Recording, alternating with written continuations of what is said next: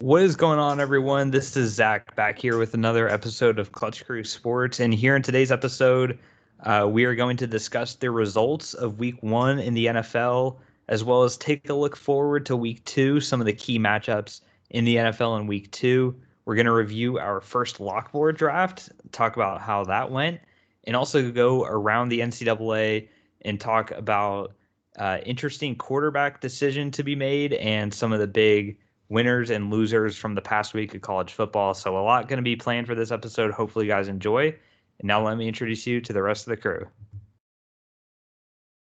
And what is going on, guys? It is Connor, the co-host with the most. And, thankfully for me, I'm the only one on the podcast that can say my favorite team got a win this week. So I'm pretty excited about that.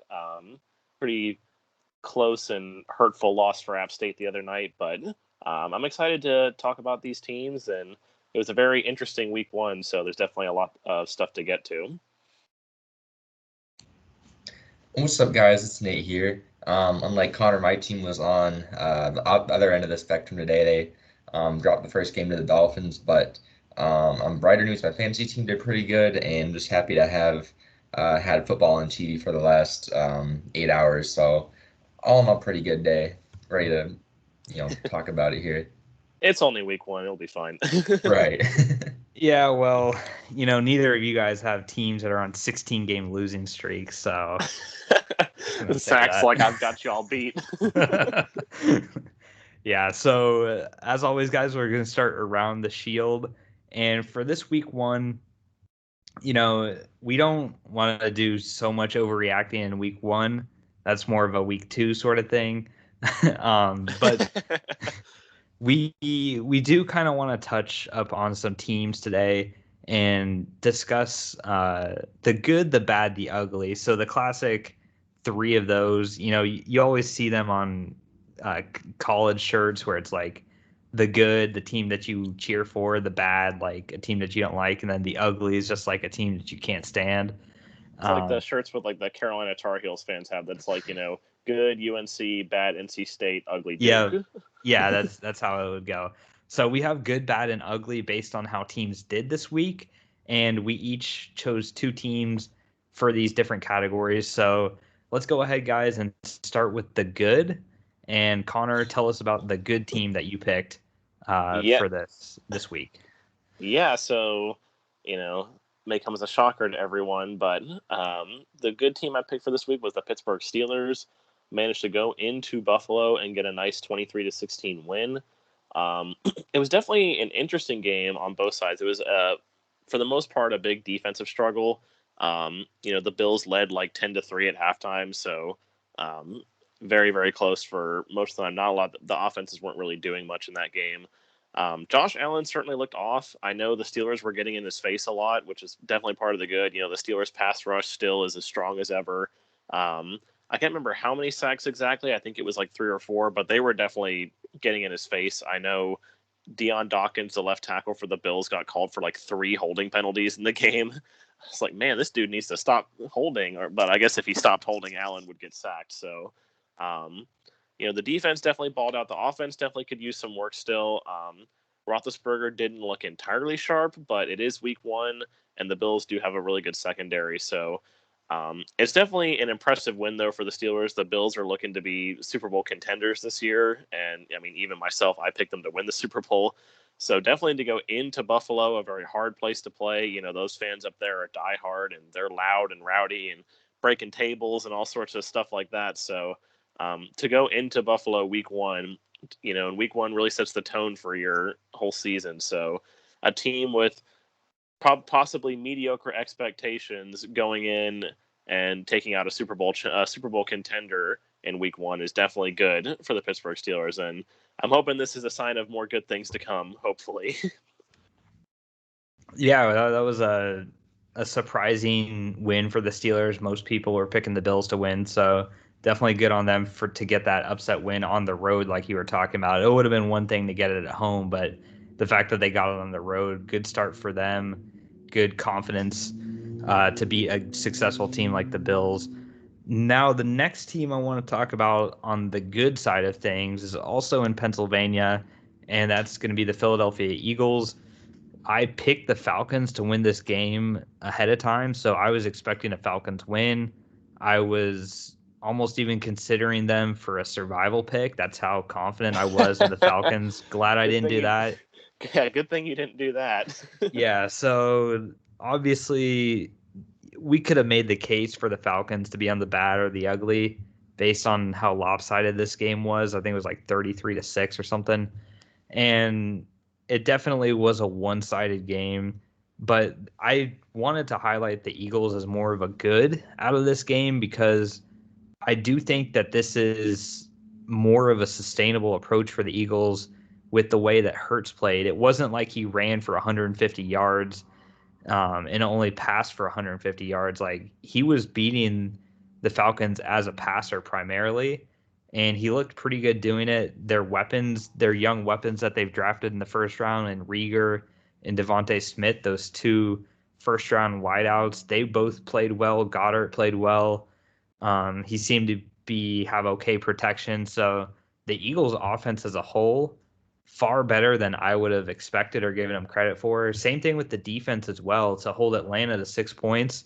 I know they don't have Julio anymore, but still, Atlanta is one of those teams that always scores a lot of points with Matt Ryan. They still have Calvin Ridley. They drafted Kyle Pitts. I would have expected Atlanta to do a lot more on this Philly defense, which going into the season, I would have ranked Philly's defense as one of the bottom 5 or 10 defenses probably in the NFL. And good on them for holding Atlanta to just 6 points. Big confidence for them. And then I want to say, no, it's Giants. I don't know who they play in. Oh no, they play who's it that they play in week 2?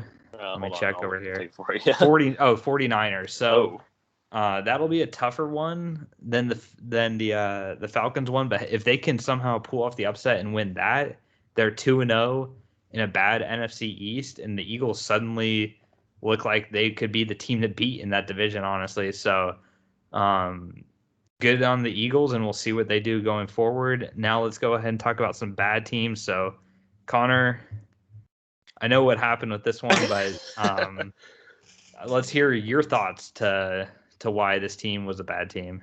Yeah, this is definitely going to be, I know obviously Zach's here right now, so he can't exactly do this, but this is going to be the portion of the podcast where when Eric goes back and listens to this after the fact, hopefully he's probably going to want to turn it off for this point.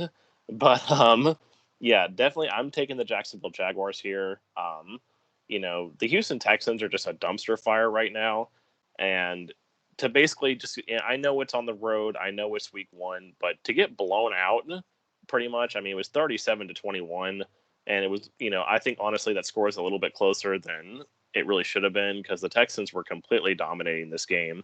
Tyrod Taylor almost had a 300-yard throwing game. Like, I don't know when the last time Tyrod Taylor had almost 300 yards throwing. Like, he's definitely more of a game manager than a playmaker.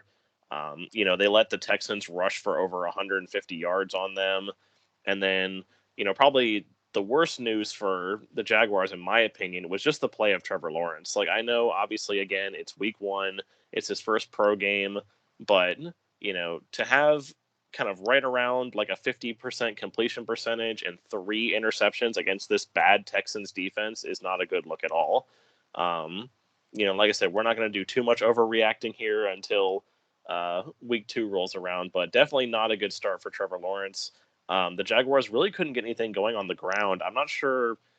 I don't know if you could answer this, Zach, but if there's something wrong with James Robinson, because he only had like 5 or 6 carries in the game. I mean, I know they got behind early, but Carlos Hyde had more touches than he did. So that seems a little bit weird to me, seeing as how Robinson's supposed to be the number 1 back.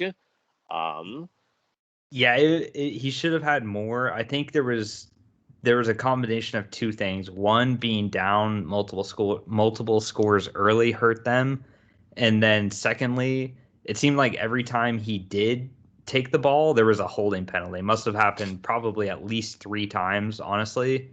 So it's just hard to get in a rhythm when you're 1st and 20, like 4 or 5 times in the first half. It's hard to set up the run when you're, backed up with those penalties. So that was it. And then I think just they got down so many scores that they had to start throwing it and abandon the run game, which happened last year as well. So, but yeah, definitely not good for the Jaguars. Like I said, I know biggest thing for them going into week 2 is Trevor Lawrence just really needs to improve his accuracy. I mean, most of these receivers, it's not terrible when it comes to like, targets to receptions, but like, Marvin Jones had 5 catches on 9 targets, but really the worst one was DJ Chark had 3 catches on 12 targets. Like that's, I know some of that's also on the receiver. I saw Chark had a couple drops, which wasn't good for them, but definitely, a fair amount of those are on Trevor Lawrence too. So, and it's definitely, I mean, they definitely have a similar situation in week 1 or week 2 where it's definitely a winnable game for them. They're going to be at home against the Broncos, coming off a win against the Giants, and the Broncos look pretty good. So, going into the season, I would have said, that this would be a very winnable game, but I don't know anymore for the Jaguars. Like I said, it is their home opener, but they're really going to have to get it in gear and find some way to fix that defense because, I shudder to think if Tyrod Taylor is doing really well against you, Teddy Bridgewater is going to do better. So, guess we'll see. Hopefully for Zach and Eric's sake, the Jaguars can get it together next week. All right. And then Nate, tell us about another bad team in your opinion from this week. Yeah, so the Browns to me really were a bit of a disappointment here. They were leading the Chiefs by a very solid, comfortable amount for most of really the first half and then most of the second half. And then the Chiefs fought their way back and I believe won by like 5 points at the end. And to me, it was just obviously they didn't play bad. They didn't get blown out, any of that. But it was just bad that they couldn't finish. I feel like, especially against a team like the Chiefs. Obviously, it's week 1. It's very early in the season for the Browns, but that would have been a huge game a huge win to have to set up their year. And I think it was just all around. The second half was pretty disappointing. I felt like not obviously not a Browns fan, so I don't like care. I wasn't like depressed after it, but I think if you look at the time of possession, the Chiefs, I think they won that battle, and even though the Browns were winning, they couldn't keep the ball away from them in the second half, which when you're playing Patrick Mahomes in that offense, you kind of have to do. So I just think it was poor management by the Browns staff, and Baker, who was my preseason MVP pick, did not. He put up a bunch of yards, moved the ball pretty well early, but that interception at the end of the game when they were trying to come back was not. That was like the final thing that did them in there. So I think all around, just the Browns are going to be fine this year, but disappointing to see that they had trouble finishing up that win early on there. Well, I guess I'll add one more thing to add on to what you were talking about with the time of possession. It's very not good for a team like the Browns, in my opinion. I mean, if you just look at this matchup, like you would expect the Browns to really, do a lot better in time of possession, given that they're a run-first team. They kind of move the ball down the field. It usually takes them a while because of the run game, whereas the Chiefs are like a big strike offense. So if you're losing time of possession to the Chiefs when you're a run-first team, you're going to lose every time, in my opinion. All right, now to everybody's favorite, guys, the ugly, the barfing, vomiting, emoji, ugly team. So we have to pick 2 teams here, and Nate and I were the ones who made the picks on that. And I'll go ahead first and say my ugly pick. And no offense to any of the fans watching, but I'm going to pick the Green Bay Packers as an ugly performance, losing 38-3 against the Saints. This isn't a Drew Brees from a couple years ago Saints either. This is Jameis Winston, who definitely looks like he's gotten a lot better, but still 38-3, just a really bad start to the season. Not to mention this game wasn't even a home game really for the Saints. Being in Jacksonville, it wasn't like they had to go to the Saints dome, and that's such a tough place to play. So they lucked out on that aspect, but just Aaron Rodgers did terrible in this game. I know I had him in fantasy. I was disappointed on that. He definitely cost me one of my matchups. But the whole offense in general, not just Rodgers, the running attack, didn't really do much. They didn't have much carries, but the offense in general just didn't have enough plays, in my opinion, to really establish anything. And this kind of gets back to what we said in last week's episode about the preseason approaches by different teams. The Packers were not a team that played Aaron Rodgers in the preseason. Maybe they should have. Maybe it wouldn't have been as rusty looking for them. And the fact that they were projected by most to win and they lost this badly, one of the more lopsided results of the weekend, just bad showing by the Packers in general. Their only saving grace right now is the division didn't have the best week, so they're definitely not out of it or anything like that. This is not overreacting that extremely, but in the big picture, not good for the Packers, and definitely will be going down in the power rankings for a lot of people, in my opinion, after this week. Nate, tell us about another ugly team this weekend, and this one will actually make me happy. Yeah, if you're a Well, fan that's of... okay. We I said we already have Eric and Zach were upset at one, and Caleb's already upset. But here we go to make Zach happy again. Yep. Right, yeah. If you're really a fan of any AFC South team, probably make you happy because they were projected to win by a lot of people the division. But talking about the Titans here, their showing versus the Cardinals was more than bad. It was just awful, hard to watch. Part of that is the Cardinals are a very talented team.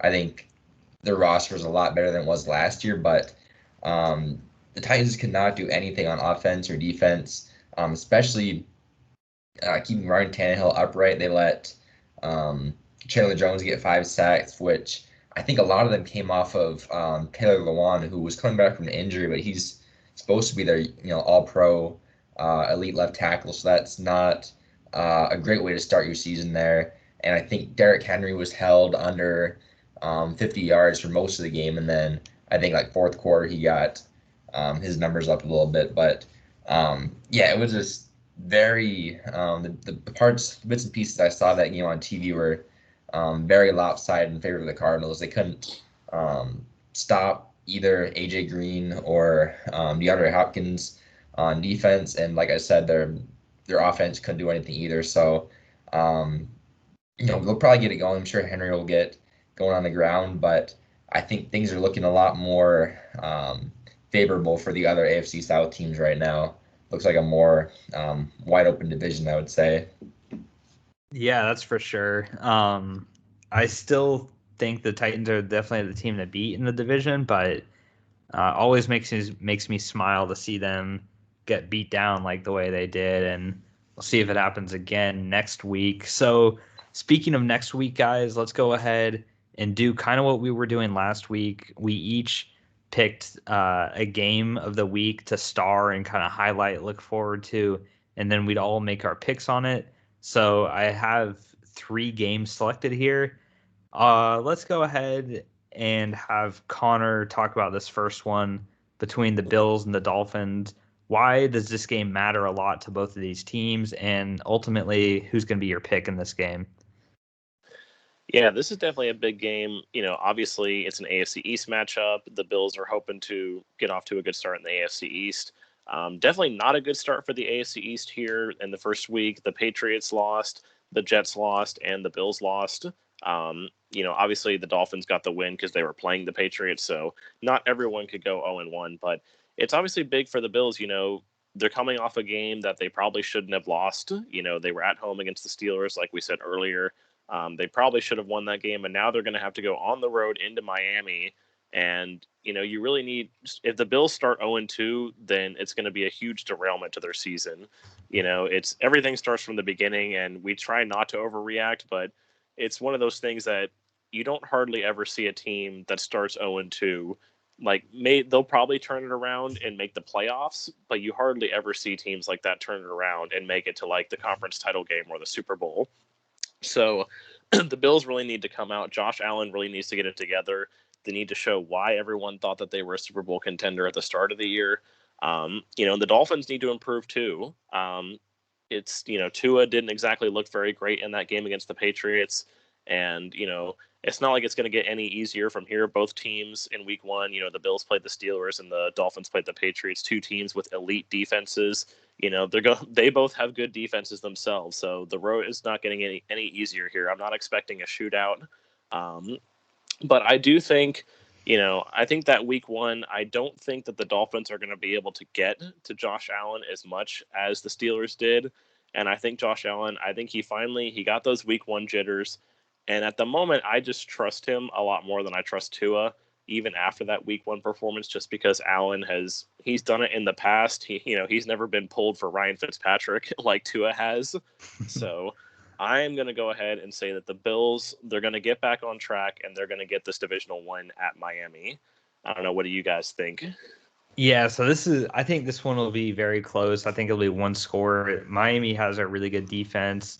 That's going to be fun to watch, is Buffalo's offense against Miami's defense.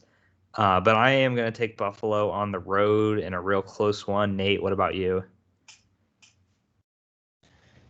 Yeah, I'm going to take the Bills here as well. I think it's too early in the season for me to really, not go with the Bills still. All right, we all agree on that one. And let me talk about this next game of the week star that we have. And this is going to be for the Saints and the Panthers. So two NFC South 1-0 teams are going to be playing each other for the rights to be 2-0. Woo! You also here we come.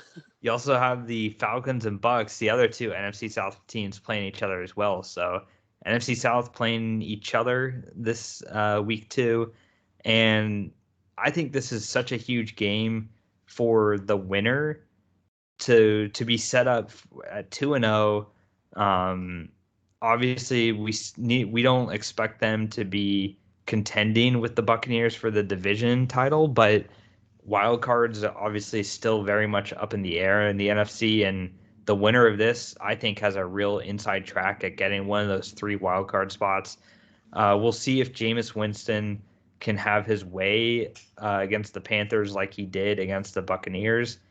Obviously familiar playing in this division a lot. This is where he was with Tampa. So you have that. Then you have Sam Darnold for the Panthers too. That's going to be interesting to see. I don't know if he's ever won 2 games in a row in his career. So that's going to be interesting to watch. We'll see if CMC does better this week. The Panthers, they got out to a big lead. They almost let it slip away to the Jets. But a win's a win, and whoever wins this game is going to be looking real nice to sitting at 2-0. So that's my game of the week, and I am going to take the Saints on the road to win this. I just think they're the better team than the Panthers are. I know the Panthers are at home. I think it'll be close, but ultimately I am impressed with how Jameis played, and I think that will carry over and the Saints get the win. What about you guys?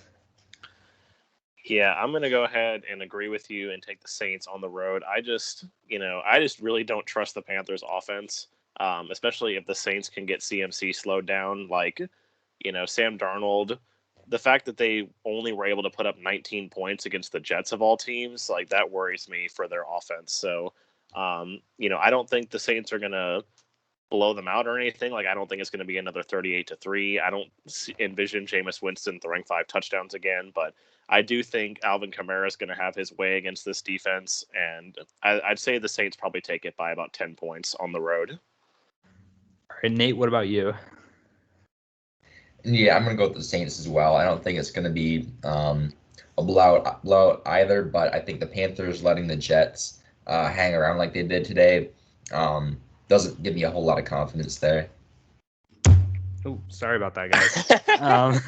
I thought that was a mic drop from Nate. Oh, it should have been. I should have done that as that. Oh, man. All right, so then, Nate, go ahead and talk about this new NFL Week 2 classic between the Chiefs and the Ravens as our next game of the week.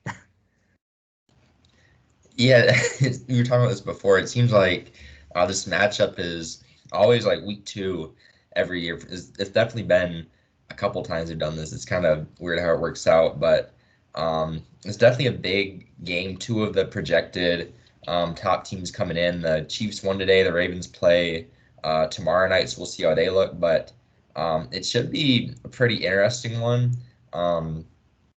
Like the projected top two teams in the AFC coming in, and I don't know. It's always interesting the two teams play. I think both quarterbacks always step it up and uh, trying to win a huge game like this. I don't know. Personally, my projection is I think the Chiefs just still are better all around. The Ravens, I think, there's a ton of question marks. Really, same thing as last year about Ken Lamar. How is he going to throw the ball? Are they going to be more less one-dimensional this year?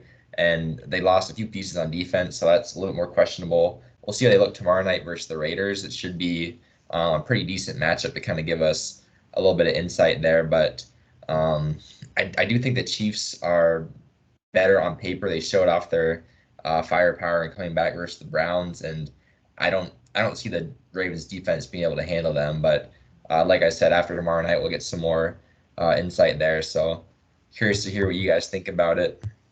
Yeah, so it feels weird for our game of the weeks to pick 3 road teams, but I'm gonna do it. I'm gonna pick the Chiefs on the road.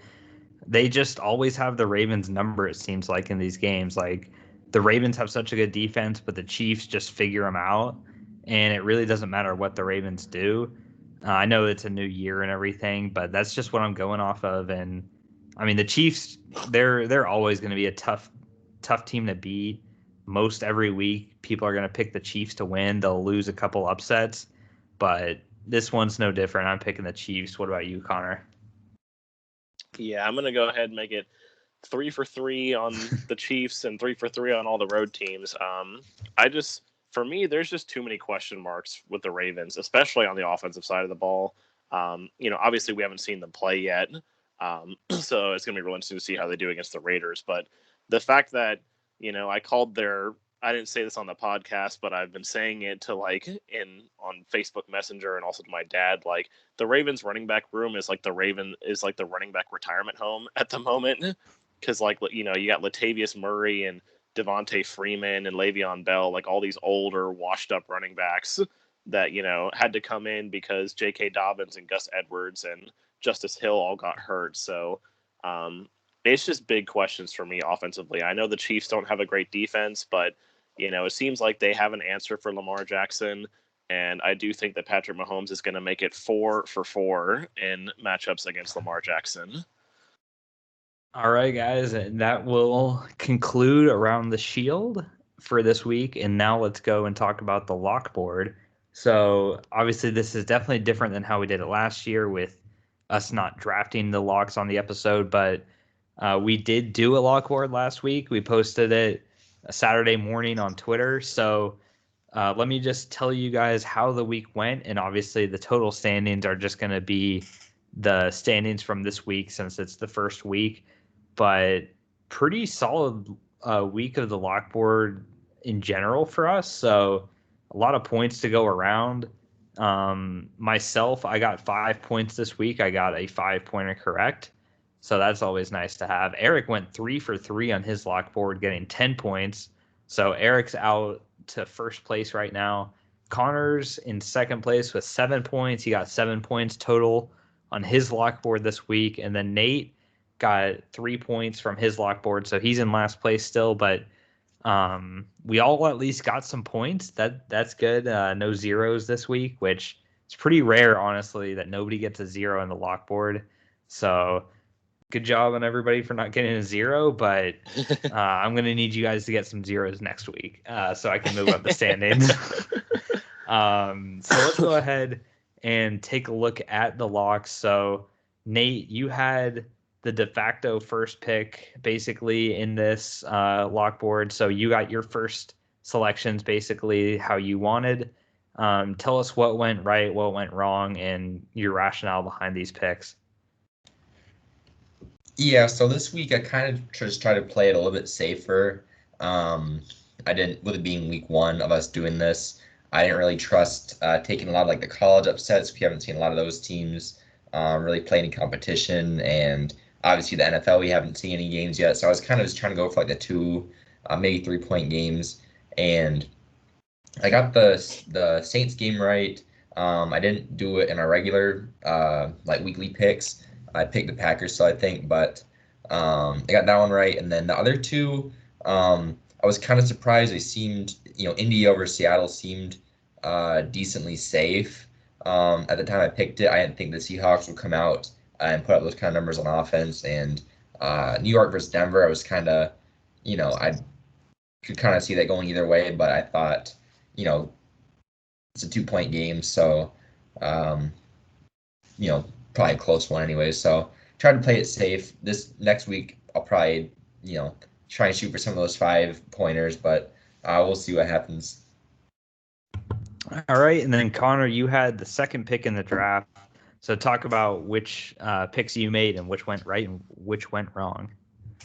Yeah, so definitely the first one that I wanted the most was in college, because I know week one is always the time for upsets. So, it's one of those times. I mean, we could, if you went back and looked at our lock board from last year, like we definitely got a lot more upset picks correct early in the year, and they started to kind of trail off towards the end of the year. So, I definitely wanted to get a big college one early. So I went with BYU over Utah. BYU, they're always a really strong competitor. They're an independent at the moment, but they almost went undefeated last year. Losing to Coastal Carolina was their only loss, who also went undefeated in the regular season. So, and I thought, it's finally time for BYU to break that losing streak against Utah, because Utah had their number for a really long time. And I've always kind of felt that Utah also gets overrated when it comes to college football. So I thought that was a pretty good pick, seeing that BYU was also going to be at home for that game. So definitely happy about that one. And then Miami over New England.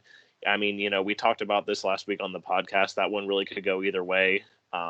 So, one of those 2-pointers. So I wanted to go ahead and get Miami in there, since I felt pretty good about them winning. And that thankfully worked out for me in the end, because, if it wasn't for, I don't know who it was, but someone fumbled toward the end of the game when New England was driving, and then Miami was able to close it out. So thankfully for that. And then Missouri over Kentucky, that one was just a little bit of a dud.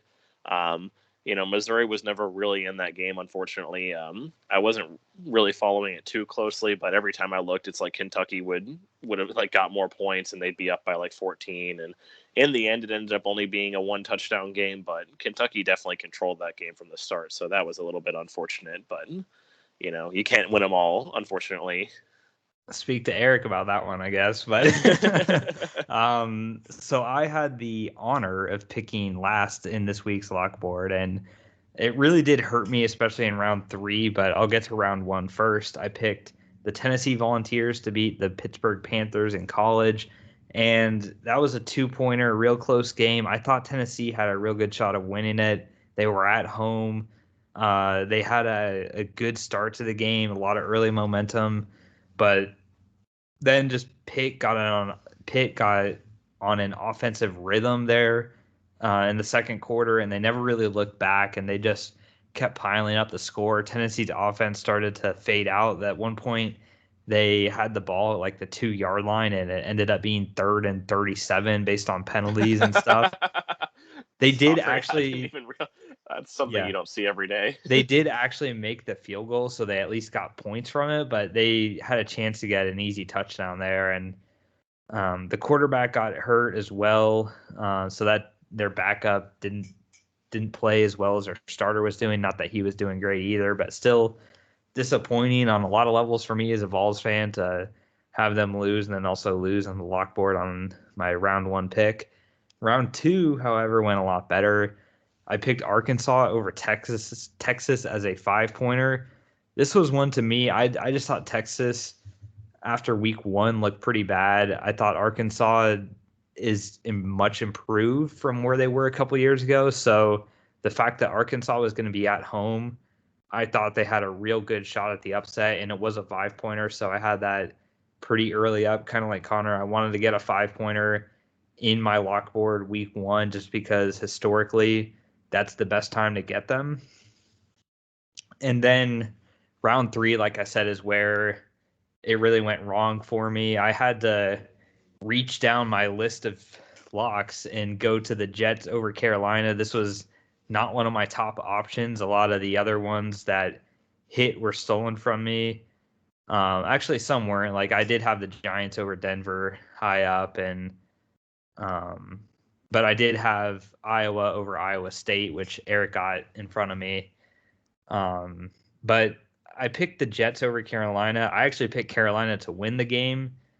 That's the confidence level I had in this lock happening. I didn't, you guys picked Carolina as your survival. I didn't feel that strongly about Carolina winning, but I figured, I don't know what I figured. I thought just maybe Sam Darnold would be absolutely terrible, but Ghosts. but Zach Wilson was worse. So it is what it is. It was another reason why I went with it was a 3-pointer instead of a 2-pointer. So I had that extra point potential there. So that was my reasoning for picking it, but should have never picked the Jets. That's just a bad strategy in general, unless they're playing the Rams. But yeah, that's how lockboard week 1 went for me. And then we'll get to the genius Eric, who's not here to talk about his locks. I'll just go through them for you so you hear about these. Oregon over Oregon State was his round 1 pick. Ohio State. Oh, Ohio State. What did I say? Oregon State? Yeah. There's so many OSU teams, guys. But yeah, Oregon over Ohio State. That was a 5-pointer. He got that one right. Looked like a genius for that one. I thought Oregon would have no shot, but they ended up winning pretty easily. Another one he had pretty easy. Not a scary week for Eric as well. He knew the results of his games pretty early. Iowa beat Iowa State. That gave him 3 points. That was one I think a lot of us were trying to get. Eric was the one who successfully got it in round 2, and that gave him 3 points. And then the Chargers over the Washington football team gave him 2 points. This was one that it was definitely one of those like safer 2-point picks. Kind of could go either way, sort of a game, a 50-50 situation. So he got 2 points with that. The only reason I didn't want to pick this was because I thought Washington was going to win the game, but obviously the Chargers ended up doing that. And Eric, all green on his locks and 10 points, so not bad. Wasn't like he just picked 3 ones out there. It's far away from the days of goofy dragon memes and all that. Yeah. None of that for week 1 at least. So good job on Eric for that, and he will be rewarded next week with the last pick. So he had if you call that a reward. He had the 3rd pick this time. Now he's got the last pick. So that's our system for the drafts, guys. As whoever does the best instantly gets the worst draft pick, based on a week by week basis. Nate did the worst this time, so he's got the 1st pick again, and I've got the 2nd pick. Connor's got the 3rd pick. So the whole idea about this is to get parity going on, so it's not one team just getting all the best picks and everything. That's how we try and want the stand-ins to be close and competitive to the end of the year. So that's the lockboard recap for week 1, and now we have another new sort of thing to talk about here. Connor, I'll let you introduce this. We're going to do a fantasy update for a podcasters league we're in. So Connor, tell us about what it's looking like right now and the guys that we're playing up against this week. Yeah, so definitely we are in a fantasy football league with 9 other podcasts. I'm not entirely sure if all of them are sports podcasts. I thought they were, but I'm not entirely sure. So but this week we are playing against, the username is ASAP Pizza, but it's the First Issue Club podcast. I'll definitely leave a link in the description so you can go and check them out. It's a close matchup right now for sure. We definitely are quite a bit behind. I know the score when I posted this on the slides was, I think it was 86 or it was 84 to 148. At the moment, it's 89 to 148.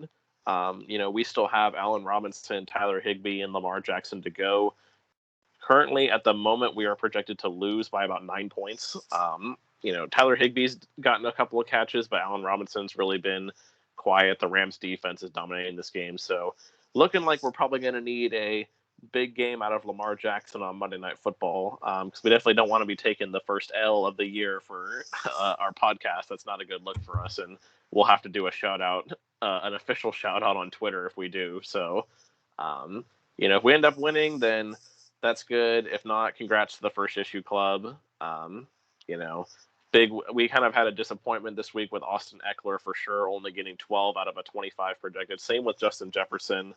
I wish honestly I made a last second call to take Jamar Chase out of the lineup and put Deebo Samuel in, but honestly, I wish I would have taken out like Allen Robinson and put Deebo Samuel in, because Jamar Chase had a pretty good game on the bench. So we'll see how it shakes out, but we're going to be doing this every week. Just a quick little nod to this game, and hopefully in the future we'll have a better idea of like knowing who's going to win or lose. Unfortunately, this week that's not really the case, since we still have 3 people left, even though we're behind by quite a bit. So, but yeah.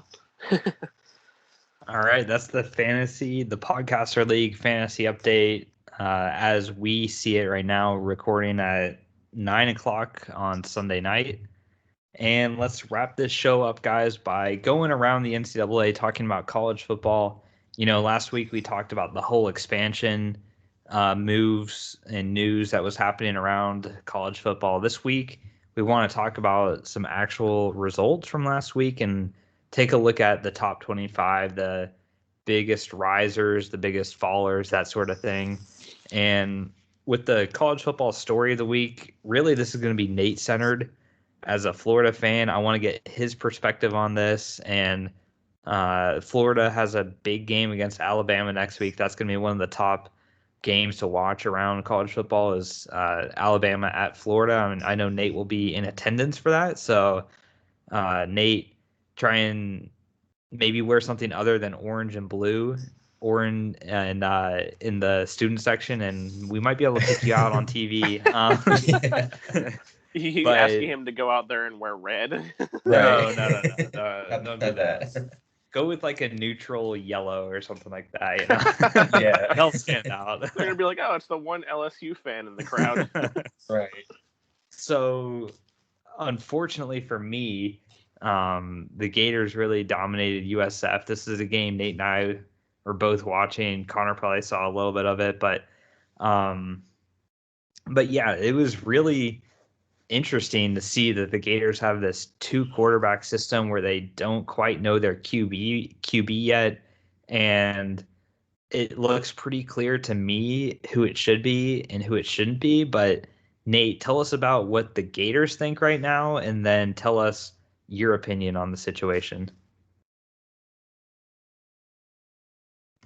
Yeah, so it's definitely very interesting. It's hard to tell because from just watching the first 2 games, like you said, it's very clear who should be getting the majority of the snaps and starting. For those who aren't familiar, it's Emory Jones has started both the games. He's been on the team, I think, for like 3 years or something like that. He was very highly recruited, and it was basically the backup and kind of got some played sparingly. It was usually special situations, usually ran the ball and whatever. And he's got the start this year. But there's also this Anthony Richardson, who's if you're watching, he's in the screenshot there, who redshirted last year, and he's basically coming in the way they've been doing is they'll give Emory Jones 2 drives, and they'll give Richardson a drive, and they'll go back to 2 for Emory, and it's kind of a weird, complicated thing. But I think Anthony Richardson has played something it's probably got to be I can't imagine it being more than 30 snaps, and he's got 7 total touchdowns between the FAU game and the USF game. And granted, those aren't the most exceptional defenses, but when you combine that with what Emory Jones has done, it's a much better stat line. I think Emory threw 2 picks yesterday that were just not good decisions at all. It wasn't even the USF defender made an incredible play. It was he basically just airmailed it where there were a bunch of guys there to make the play. So I don't know. As a fan, I definitely think there's no excuse to keep giving Emory significant playing time. I think if UF is going to beat Alabama next week, their best chance is Anthony Richardson, just because I think he's like 6'3", 230, 240, and is incredibly fast.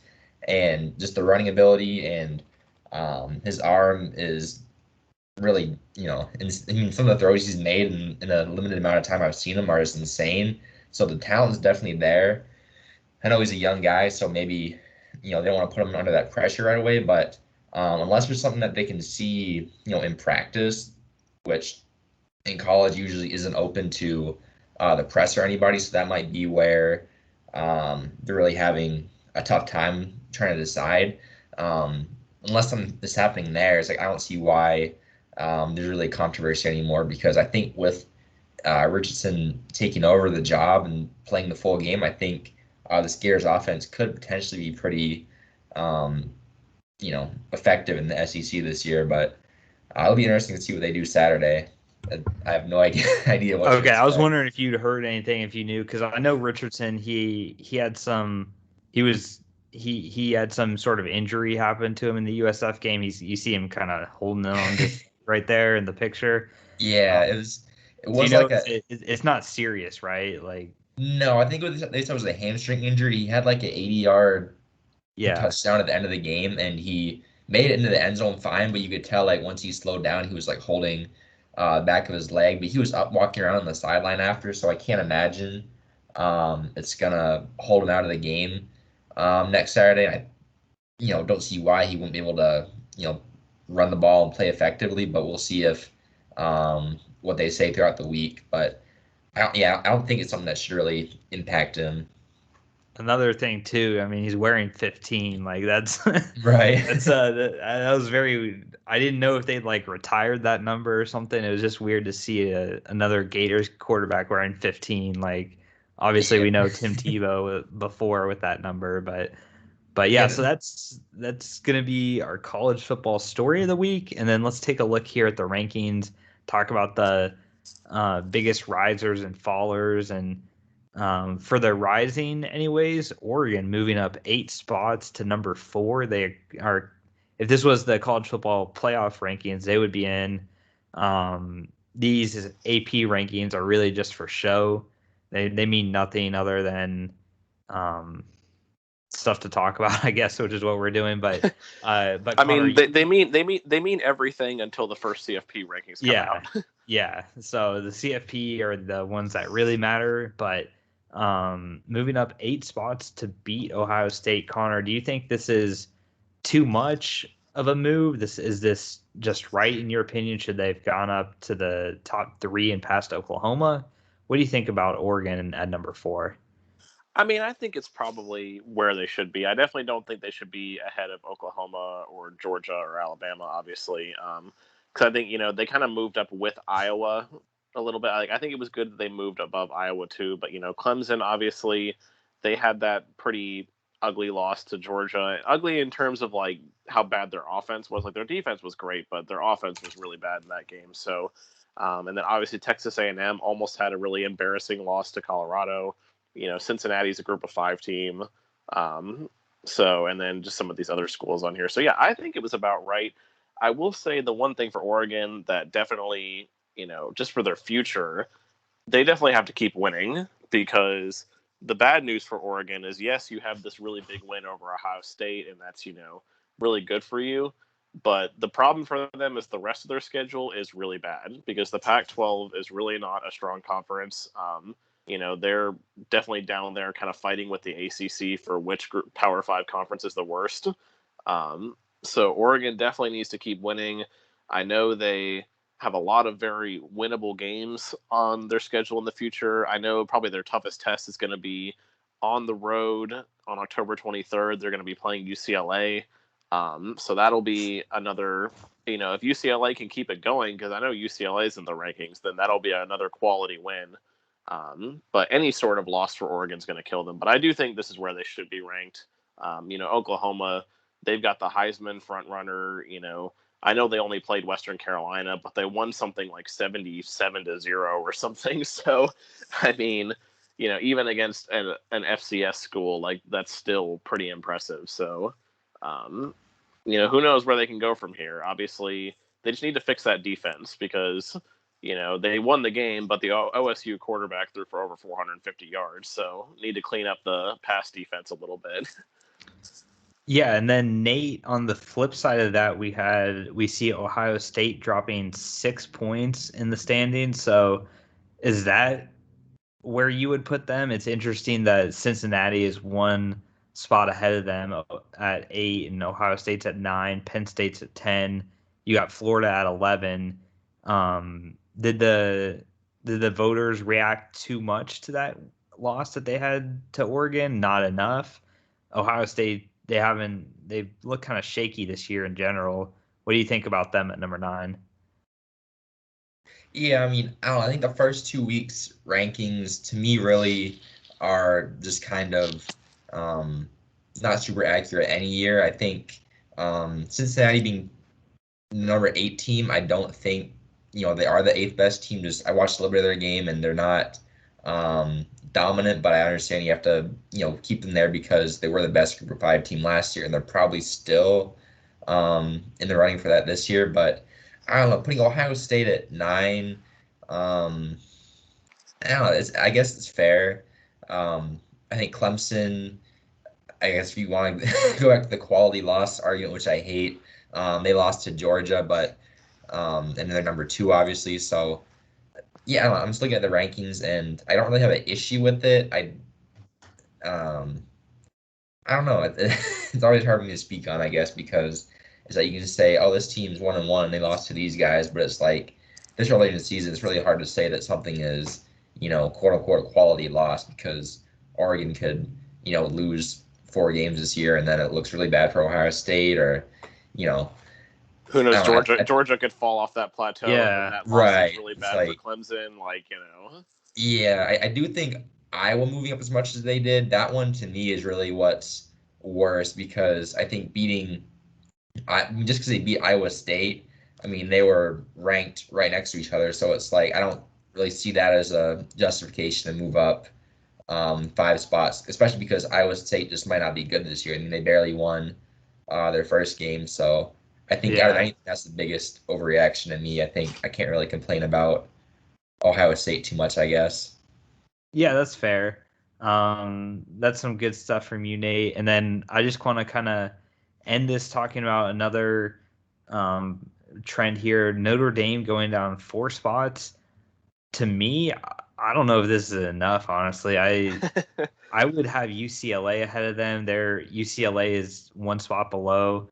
Um, just what has Notre Dame done this year to make you think that they're going to be good at all? Barely beating Florida State in overtime, who then lost to Jacksonville State. And then what was the team that they were playing this week? That like Toledo. That's like Toledo, yeah. they had to go down to the very end almost to beat them. Yeah, that's I mean, and they're the 12th ranked team in the country. Like those are 2 games that they should have easily won.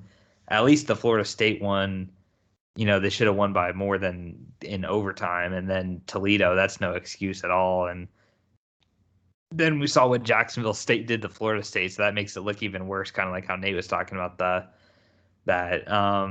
Yeah, I'm just not sure why they love Notre Dame so much this season. I don't expect them to end the season with a good record. This is, I think, unless they have an easier schedule going forward and they don't play enough quality opponents, Notre Dame has to run the table. They always do. And I just don't see that happening this year. They're gonna eventually lose to one of these teams. It's just a matter of time. Yeah. I mean, I would totally agree with you. I mean, this is honestly, in my mind, I think it's one of the major problems, in my opinion, with the way the rankings are done. Like even the CFP rankings, it's like they kind of feel this stigma that I don't know, maybe like what Nate said was dropping Ohio State or moving up Iowa or whatever, but they kind of feel this stigma of oh, well, until someone loses, we can't drop them at all because they didn't lose, they still won. But it's I feel like they need to be more open and open to moving teams around when you look at how they played, not just whether they won or lost, because I feel like that's what this is. I mean, obviously they dropped them for reasons like because Oregon won and Iowa won. So they dropped them because of that. But it's like, okay, but even though you move those teams ahead of them, like you look at some of these other teams, like you said, UCLA had 2 very good wins. Virginia Tech had 2 very quality wins. Beating North Carolina in the first week, and then obviously getting the win this week. I mean, Coastal Carolina, I know obviously they played some not really good teams, but they had 2 very dominant wins. Ole Miss took it to Louisville in the first week. It's just like I don't see any reason, like you said, why Notre Dame is up at number 12. Like I would honestly be in favor of dropping them like even quite a bit lower, maybe even below Wisconsin. Like, because Wisconsin, they lost a tough game to Penn State, who's ranked number 10 right now. So I'm not really going to knock them for that. But, and really, I mean, I definitely agree with you that Notre Dame, like looking at their schedule, it does not really get much easier coming up here. Like they play Purdue next week, but then they have to go on the road to Wisconsin. Then they play Cincinnati. Then they go on the road to Virginia Tech. Like, then they're at home against USC, who, like, they were, ranked in the top 25 they but dropped out. this week. Yeah. But then they have to play North Carolina the week after that. So, like, it's definitely not getting easier for Notre Dame. So I could easily see this team. Like, I don't know if they'll finish with a losing record, just because after that it gets a little bit easier. Like, they get to play Navy and Georgia Tech and Stanford. But, like, I definitely could see this Notre Dame team, if something even more goes wrong, they could honestly miss a bowl game, which is crazy to say considering that they're the 12th ranked team right now. But I would not be shocked if by the end of the year they were out of the bowl picture. I don't know about that, just because the bowls nowadays are like. I mean, you have to be 500, but still, I mean, just looking at the schedule, like, there's a lot of games on there that, after the way that they've played this first week, like, I could easily see them. They're not going to be getting any prestige bowl. They're going to be Birmingham Bowl bound. The Beef O'Brady's Bowl, Yeah. Something stupid like that. Okay, all right, guys. That's going to wrap this episode up. Thanks for listening, watching, tuning in, however you did. We're going to be back next week to talk. Hopefully, I will be celebrating the Jags finally winning a game against the Denver Broncos. I'll be at that game. I'll try and take a lot of pictures, videos, things, be posting on Twitter at the game so you guys can see what it looks like. Yeah, Eric will be there too. So Eric and I, 2 of the Clutch Crew Sports reps, will be at an NFL game. So that's pretty exciting. And I'll be back next week to discuss that. And until then, guys, remember, be clutch. Bye. See ya. And for Eric, peace.